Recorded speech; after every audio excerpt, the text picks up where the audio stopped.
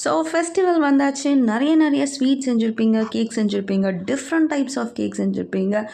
எல்லாமே ஸ்வீட்ஸாக சாப்பிட்டு நாக்குக்கு ஒரு காரசாரமான ஒரு பிரியாணி தேவைப்படும் இல்லையா? ஸோ கண்டிப்பாக எல்லார் வீட்லேயும் ஃபெஸ்டிவல்னாலே பிரியாணி தான் செய்வோம். அண்ட் இந்த பிரியாணி நம்ம எப்படி செய்கிறதுன்னு பார்ப்போமா? என்னோடய ஸ்டைலில் பாய் வீட்டு பிரியாணி எப்படி செய்கிறதுன்னு பார்ப்போம்.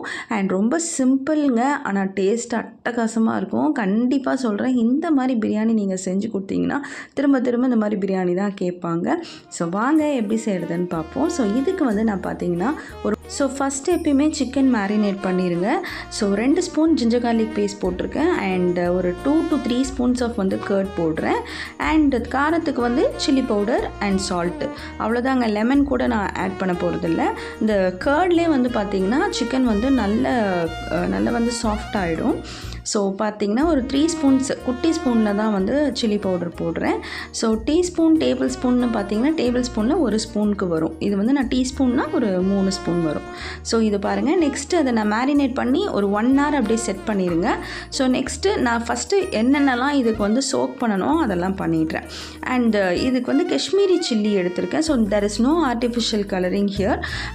காஷ்மீரி சில்லியில் அந்த கலர் இருக்கும். ஸோ அதனால் காஷ்மீரி சில்லி நல்ல ஒரு கை குத்து எடுத்து நான் பேஸ்ட் பண்ணி வச்சுருக்கிறேன். ஸோ ஸ்பூனில் தான் நான் உங்களுக்கு அளந்து காட்டுவேன்.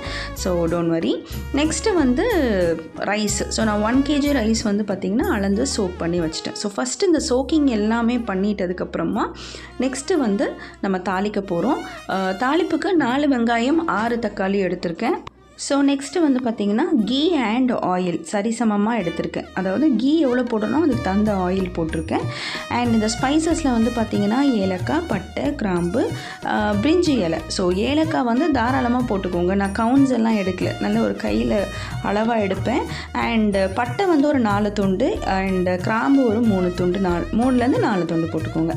அண்ட் வெங்காயம் 4 வெங்காயம்ங்க, பெரிய வெங்காயம்ல 4 வெங்காயம் ஸ்லைஸ் பண்ணி போட்டிருக்கேன். ஸோ இது கூடவே பார்த்தீங்கன்னா ஒரு 1/2 ஸ்பூன் கரம் மசாலா ஆனியனோட போட்டு வதக்கிக்கோங்க. 1/2 ஸ்பூன் போதுங்க. கரம் மசாலா நம்ம பெருசாக யூஸ் பண்ண போகிறதில்ல. அண்ட் 3 பச்சை மிளகாய் போட்டிருக்கேன். அண்ட் தக்காளியில் பார்த்தீங்கன்னா 6 அதாவது மீடியம் சைஸான தக்காளின்றதுனால 4க்கு 6 தக்காளி எடுத்திருக்கேன். அண்ட் புதினா கொத்தமல்லி ரெண்டுமே ஒரு கை குத்த அளவுக்கு போட்டால் போதும். ஜிஞ்சர் கார்லிக் பேஸ்ட் நம்ம ஆல்ரெடி போட்டிருக்கோம் மேரினேட் பண்ண. ஸோ அதில் ஒரு 2 ஸ்பூன்னா இதில் ஒரு 4 ஸ்பூன் போடுறேன். ஸோ மொத்தமாகவே ஸ்பூனில் பார்த்தீங்கன்னா 6 ஸ்பூன் போட்டிருக்கேன். அதாவது 1 kg பிரியாணிக்கு 6 ஸ்பூன் அளவில் போட்டுக்கோங்க. ஜிஞ்சர் கார்லிக் பேஸ்ட் தான் place a major role in biryani இல்லையா? அண்ட் 1 கப் கர்ட், ஆல்ரெடி நம்ம 2 ஸ்பூன்ஸ் ஆஃப் கர்ட் நம்ம போட்டிருக்கோம் மேரினேஷனுக்கு. ஸோ இதில் 1 கப் கர்ட் போட்டிருக்கேன். அண்ட் தேவையான அளவுக்கு உப்பும் போட்டாச்சு. நெக்ஸ்ட்டு பார்த்தீங்கன்னா நமக்கு பேஸ்ட்டு அரைக்கணும், அந்த சில்லி பேஸ்ட்டு. ஸோ சில்லி பேஸ்ட்டில் பார்த்துக்கோங்க, ஸ்பூன் அளவில் தான் நான் போடுறேன். நான் அரைச்சா அவ்வளவும் போடலை. ஸோ ஒரு 3 ஸ்பூன் போட்டிருக்கேன். ஏன்னா நம்ம ஆல்ரெடி ஒரு 3 spoons of chilli powder marination சிக்கனுக்கு போட்டிருக்கோம் இல்லையா? ஸோ இது கலருக்காண்டி தான் நம்ம போடுறோம். அண்ட் ஃபைனலி 1 ஸ்பூன் பார்த்திங்கன்னா நம்ம ஆல்ரெடி மேரினேட் 1 hour ஆச்சுங்க. இதை நான் செட் பண்ணி இது கூட கலருக்காக சிக்கன் அந்த ரைஸ் கலரும் இது கலர் வேரி ஆகக்கூடாதுன்ட்டு 1 ஸ்பூனில் லைட்டாக திரும்ப போட்டு நல்லா மிக்ஸ் பண்ணிக்கோங்க. ஸோ இப்போ இந்த சிக்கன் நீங்கள் அந்த மசாலாவோட ஆட் பண்ணிக்கலாம். நல்ல ஒரு கொஞ்சமாக தண்ணி ஊற்றி நீங்கள் குக் பண்ணிக்கோங்க. நெக்ஸ்ட்டு நான் தண்ணி அளவு ஹாட் வாட்டர் வச்சுருக்கேன்.